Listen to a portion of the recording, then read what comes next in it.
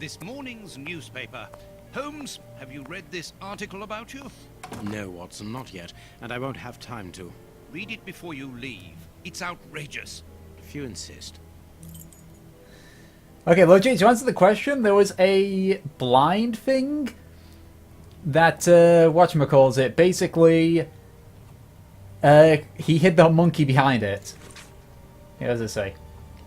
Sherlock Holmes at the home of Marquis Cunningham. The investigation is a fiasco. Yesterday, a celebrated was invited to the manor of Marquis of Cunningham to supply his conclusions following his investigation into the disappearance of the priceless Samoan necklace.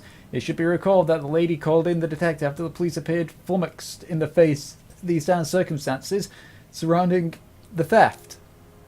Indeed, the valuable piece of jewellery disappeared while the door to the room in which it was displayed was locked. The alarm was raised by the servants, alerted by the room service bell ringing out during the night. When the Marquis, the only person in possession of the key, opened the door, everyone rushed in to extinguish a fire that had started.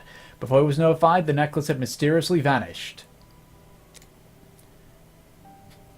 The most astonishing factor is that no thief was found within the room, and all the exits were closed. As usual, Mr. Holmes resolved the case in the twinkling of an eye, and the jewel was recovered. I will not waste my time on the various explanations as to the disappearance, because I would prefer to draw your attention, dear readers, to the last surprising developments in the case. Following the departure of Sherlock Holmes, who placed the necklace in the safe himself, the Marquis noted that the jewel was nothing but a poor copy of the original. Let it not be forgotten that the Samoan necklace, although plain and without ornaments, is unique because of the rarity of its pearls. Pearls which are only found in the small part of the lagoon of the archipelago at the same name, and to which scientists attribute their exceptional quality to the strong density of crystal argonite which is made it of the priceless necklace. Brought here at the very beginning of the century by Lord Fenton-Arwick. The Marquis's granddaughter, an eminent explorer, should have been part of her daughter's dowry for a marriage to the Duke of Newcastle. So I'm going to place a simple question. Should we not, in all open-mindedness, ask ourselves if the necklace was not simply and deliberately exchanged for a fake by Mr. Holmes himself? I am aware, dear readers, that the brutality of this question without any preconceptions may certainly shock some of you, but the facts are there, and our thoughts and judgments should not be confused with regard to which we all share for the famous detective. It is not the first time that the Globe Explorer has expressed its reservation as to Sherlock Holmes' method. Do not forget our counter-investigation into the escape of Arsène Lupin, the Frenchman who took malign pleasure in tarnishing the image of our royal family, who, by lucky chance, managed to elude capture by Mr. Holmes. God, there's a lot of text to read here. At the time, we did not hesitate to consider the attacked complacency on the part of the latter. For those who are familiar with Mr. Holmes, it is quite apparent that his character traits show more of an opportunist and a brilliant usurper than that of an altruistic defender of the law. I would draw the attention of our readers to the suggestion that the description of this gentleman provided by his friend Dr. John Watson through his stories is a long way from the truth. Oh my god, this is still going. Indeed, his behaviour and deserved contemptuousness, haughtily and offensive towards the police, and in particular towards Inspector Baines, replacing Inspector Lestrade, who is currently convulsed. Oh god, big words are coming up. And in habitual abuser of narcotics such as heroin and cocaine. Seriously? Holmes was a druggie? Huh. This is why, dear readers, it is important to disregard Sherlock Holmes' good reputation in order to form an objective opinion and to ask the pertinent question. Was the necklace at home found already a fake? If that was the case, why did he not mention it? And why should he insist on placing it back within the safe himself? Oh, thank God, we're near the end. Has it detected some unsavory interest in this affair, or is it a simple case of deceit in order to steal the extraordinary Samoan necklace? It is up to you, dear readers, to form your own opinions, but you can count upon your humble servant to continue revealing to the public the doubtful methods and motivations of one who in the future I shall not hesitate to call Sherlock Holmes the usurper. To be continued. So basically the Global Explorer is like the Daily Bugle. Oh, great. Okay, we'll keep reading, I guess. Actually, no, we're not going to read that. Okay. Prince Woodville, French culinary expert and bagpipe player, might be our next king. That's not so shocking, my dear fellow.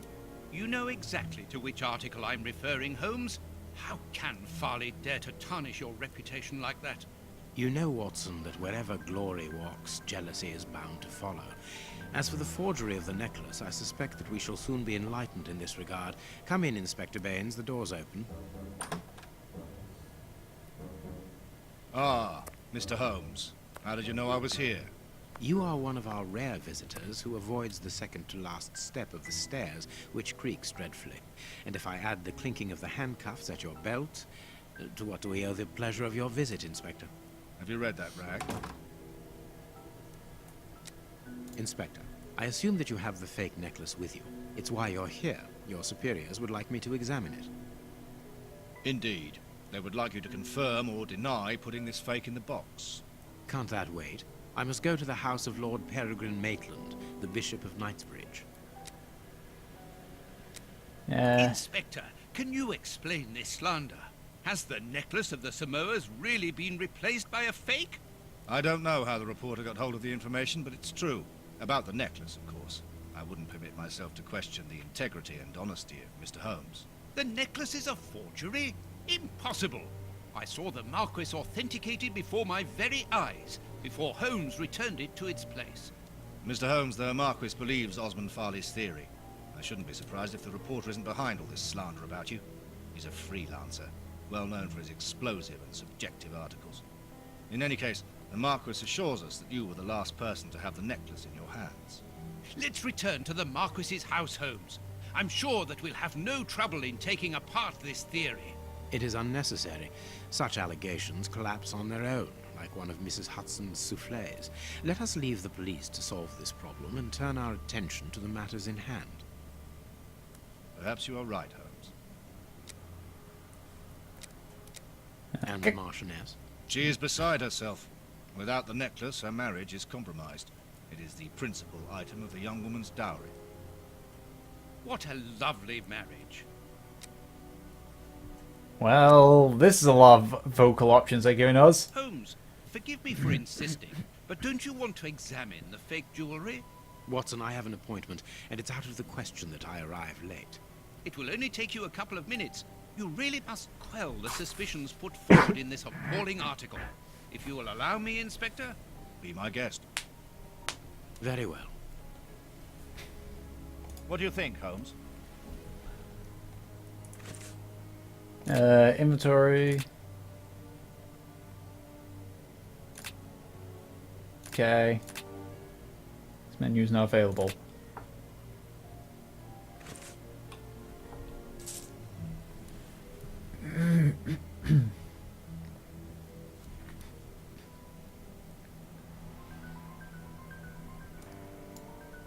This pearl is a different color. These 3 pearls are of poor quality. Let's see. This pearl is too small. It is not in its place here. Too many defects.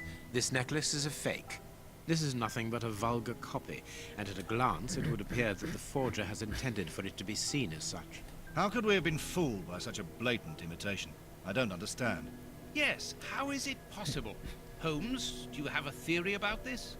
I have absolutely no idea. You insisted that I examine the necklace, and I have done so. Now it is important that I keep my appointment. I'm sure, Inspector, that you will throw some light on this affair. Holmes. You may accompany me, Watson, if you care to do so. Goodbye, gentlemen. I'll keep you informed as to my inquiries. Goodbye, Inspector. Is anybody noticing that the Mentioned Bishop focus is going off? Are we going to his home? Yes, the Bishop of Knightsbridge.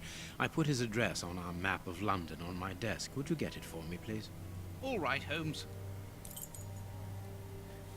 Oh, I control Dr. Watson. Yeah, has anybody noticed that in those cutscenes, like, the background kept blurring in and out there?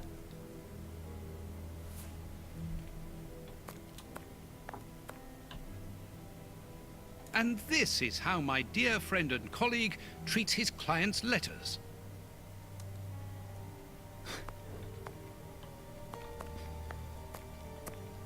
The work table, where Holmes analyzes things. Holmes's homemade analyzer. I'm gonna keep examining I have things. found your map. Okay. I guess we'll head here.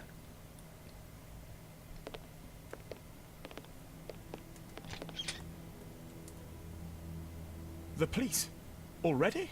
How did you know? May we see the Bishop of Knightsbridge? Yes. Yes, of course. But come in.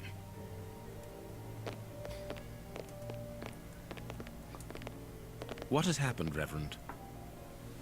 What? I don't know. It was last night, I think. I only just arrived, and I have made this macabre discovery. My God. How horrible. I haven't called anyone. How did you know that? Holmes, look! The Bishop, appallingly mutilated. How dreadful. Mutilated. And killed. He was such a good man. How could anyone be so brutal? Look at him. He is barely recognizable now.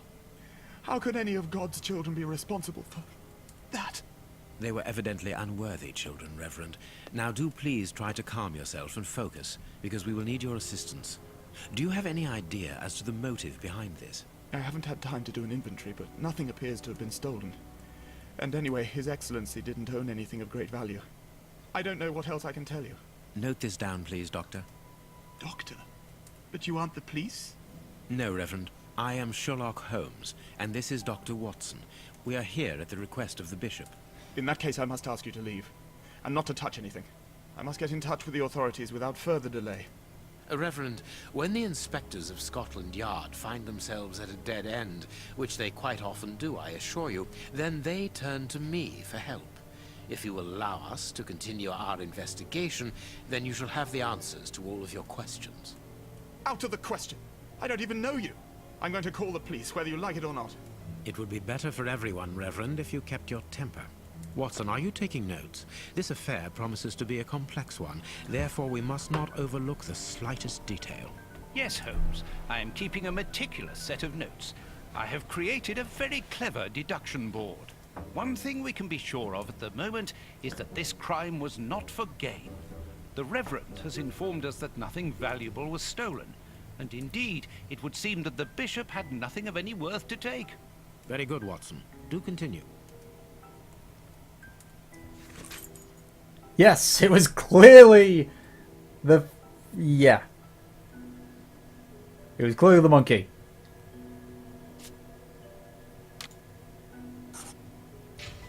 Okay.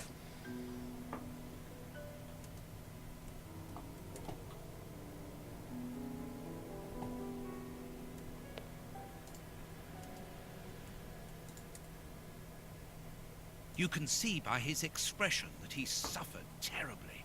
His mouth is covered in blood, and I can make out strips of skin between his teeth. Okay. His chest has been lacerated, I would say, with a very sharp and fine blade.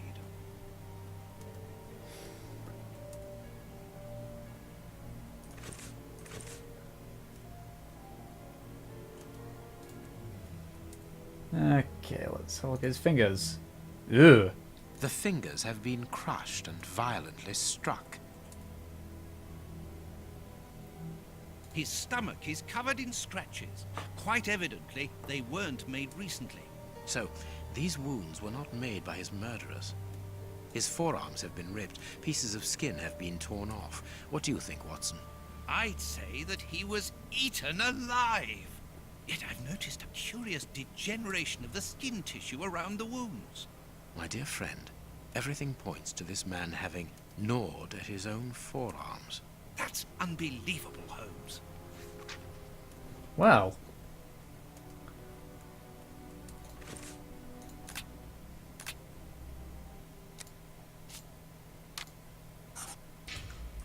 Okay, anything else about this guy? The fingers have been Okay, it's just the same thing.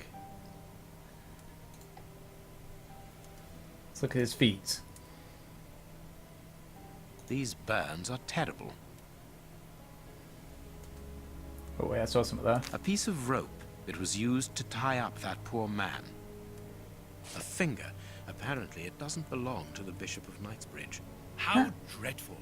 Well, This poor man was tied just below the knees. To stop him from walking, certainly, but mostly to free his feet. His feet have been burned. My first impression is that he wears a size 9 shoe. You! But what does it matter, Holmes? My God, Holmes, this man was horribly tortured. Is there anything else here? Ooh, what's that there? What's that there?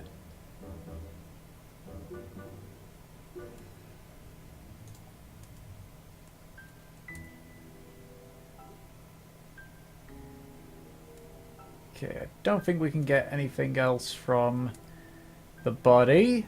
Something is missing here. Oh, yes? And what might that be? His shoes. Watson, his shoes are missing.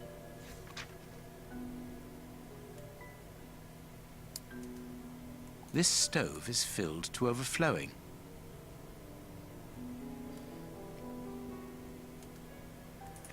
Okay, let's deduct some more knowledge.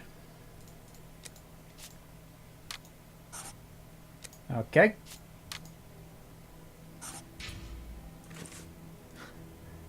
I love how right now we're all just trying to think of, like, what could have caused this. A bottle of whiskey.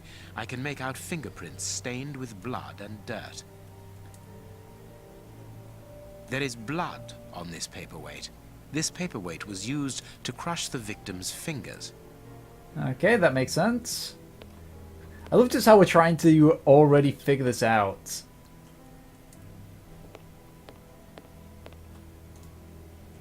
Impossible to open it. Impossible to open it. Reverend, I'm missing something. An implement with which to open this chest. Could you tell me where to find it? No, go to the devil. What are you afraid of, Reverend? What is inside the chest? I'm not afraid of anything. In fact, I do have the necessary implements, but if I have to give them to anyone, it will be to a representative of the law and no one else. How much you want to bet that the guy is You have freaking... no right to search here. How much do you bet that it's that guy?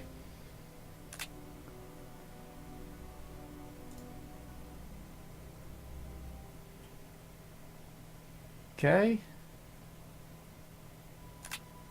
Menu not available. Anything else that you've written down, Watson?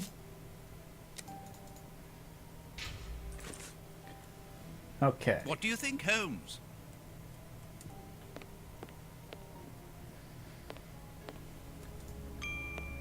What's this? A surgical scalpel covered in blood. There isn't any doubt.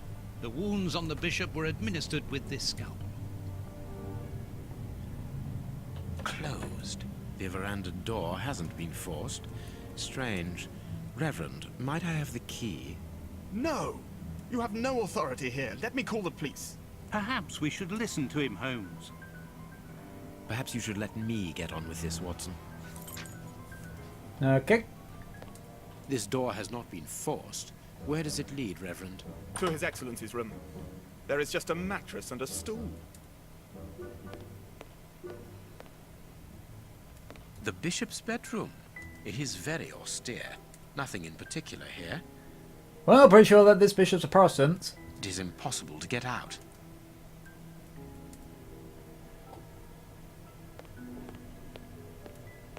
The picture of Peregrine Maitland, commander of the infantry brigade of Her Majesty's Guards at Waterloo. The Bishop of Knightsbridge has the same name as his ancestor, an illustrious family. Let's have a look here. A whip?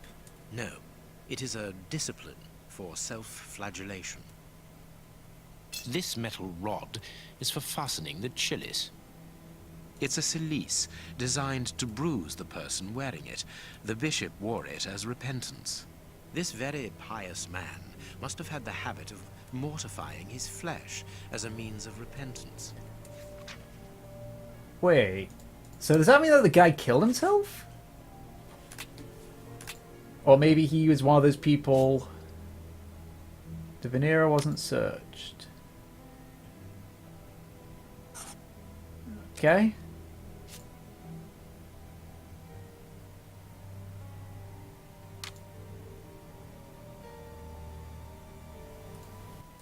Thing is, I can't alter this last one. I can only alter these 3 sections.